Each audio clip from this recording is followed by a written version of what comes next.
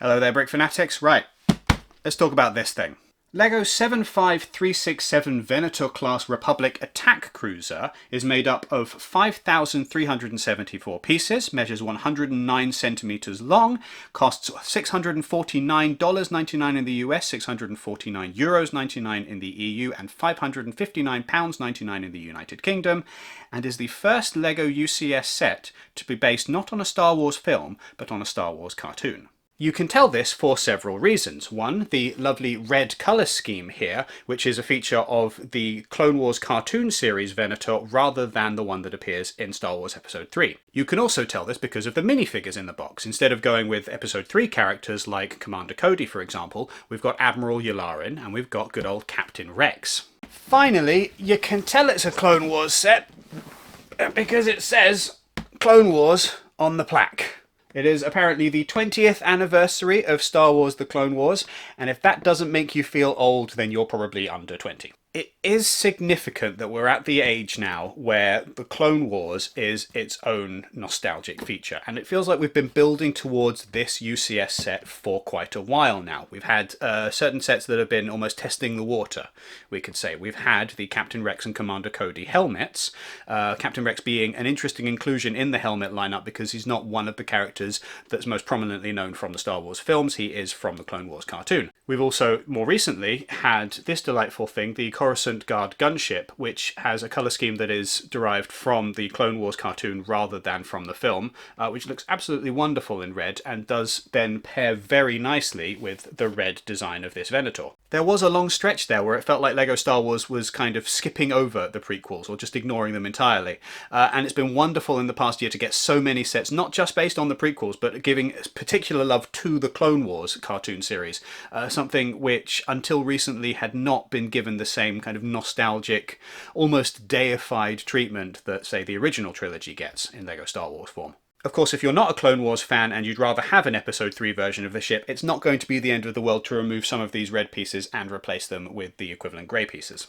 So this ship measures at about the same size as the UCS Imperial Star Destroyer, at 109 centimeters. It's just shy of the size of the Imperial Star Destroyer by about a centimeter, give or take, and so it's gonna look very similarly sized when put on display next to one of those. This means, though, that the UCS Venator is not to scale with the UCS Imperial Star Destroyer, because in the canon of Star Wars in real life, the Imperial Star Destroyer is larger than the Venator. So the Imperial Star Destroyer measures at 1,600 meters long, whereas this one measures, most sources give it at 1,137 meters long. So this should be smaller than an Imperial Star Destroyer, but they're both the same size in UCS form. And that's not a bad thing because you would want this to be larger so that you get all of the lovely details.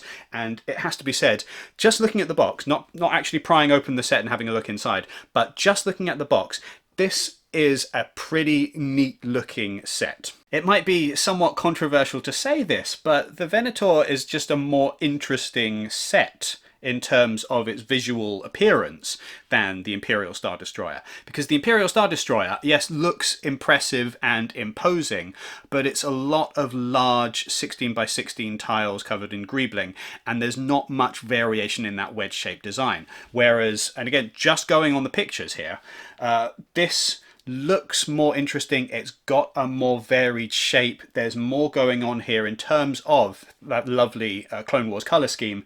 It's more visually arresting, and hopefully because of that, we'll have to wait and see, it looks like it's going to be more varied in terms of the build experience. Again, that we don't know for certain at this point. Check out our review coming soon, which will give all of the details of what it's actually like to put this thing together. I mean, it's not a bad thing that this isn't to scale with the Imperial Star Destroyer, because UCS sets are never to scale. I mean, if that was the case, then the UCS Luke's Landspeeder would be tiny compared to this thing. That more varied outer design and indeed the kind of cutaway shape of the Venator might well be part of the reason why, despite having a similar footprint to the UCS Imperial Star Destroyer and slightly more pieces than the Star Destroyer, this thing is actually £55 cheaper. See, the hull of the Imperial Star Destroyer is largely made up of those 16 by 16 stud tiles, which are quite a large element, whereas this, by comparison, appears to have fewer of those larger tiles and more smaller pieces that will go together in little sub-assemblies. And that potentially means that, despite having a larger piece count, it's got smaller pieces in the box, which then reduces part of the cost of the set. To be perfectly honest, this feels like a nice reprieve of sorts from LEGO Star Wars sets that have just been getting more and more expensive, and finally here's one which is about the same size as one of the larger ones that we've already had, but slightly cheaper, and that's no bad thing. That's quite a welcome change. Right, let's talk about minifigures. We've got two minifigures in the set. We've got Admiral Yaran and we've got Captain Rex, and both of them are interesting for different reasons. This is the first Admiral Yaran minifigure, and he's probably a character that's going to stay exclusive to this set, whereas Captain Rex could well pop up in a variety of different places later, albeit with perhaps slightly less detail. So there's a certain amount of controversy with the Captain Rex minifigure. Captain Rex does not have a separate fabric element for his karma, or belt-spat, or command skirt, instead just having some simple printing on his legs, and that's not as much detail as we could have had on this minifigure. It would have been nice at least to have got dual moulded legs. What we've got instead feels a bit basic. It's possible that Captain Rex will turn up in other places in the near future, especially if the trend for Clone Wars inspired LEGO sets continues. He might have a bit less detail if this is the case, no arm printing for example, just to keep this particular rather more detailed version of the minifigure as an exclusive to the UCS set. But even so, if this is going to be the most detailed version of Captain Rex that we get in the near future, the belt-spat would have been a nice inclusion. Captain Rex isn't the only place where the LEGO group has skimped out on some printing. We've got some fairly large stickers here, which could have been printed elements. I mean, it's not the biggest thing in the world, and it's understandable with a set like this, the LEGO group is not going to be selling millions of them.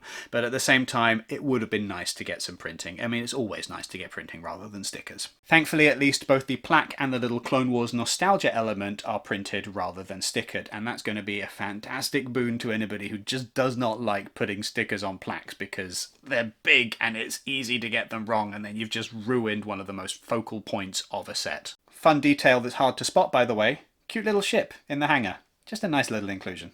Now, it's hard to get a sense of what the LEGO set is actually going to be like until it's been opened and constructed, but as far as first impressions go, this thing looks pretty solid. It's a decent, large build, it's got a fair amount of detail, it's probably going to be quite fun to get in there and start exploring it. But what are your thoughts on the UCS Venator? Does it live up to your expectations, or is it not quite what you were hoping for? Leave us a comment and let us know what you think. Also, make sure that you do the rest of the YouTube things, so give this video a like, subscribe, hit the notification bell, use our QR code or down in the description our affiliate link if you are making a LEGO.com purchase, because doing so helps to support the work that Brick Fanatics does. Takes you straight to the LEGO website, we get a little bit of a kickback from anything that you purchase, and that just keeps the lights on here and helps us making reviews. Thank you very much for watching. Head to brickfanatics.com for more LEGO news, reviews and all things LEGO related, and make sure you sign up to our newsletter so that you never miss anything LEGO related ever again. Now, it's time for me to open this up and see what I've got.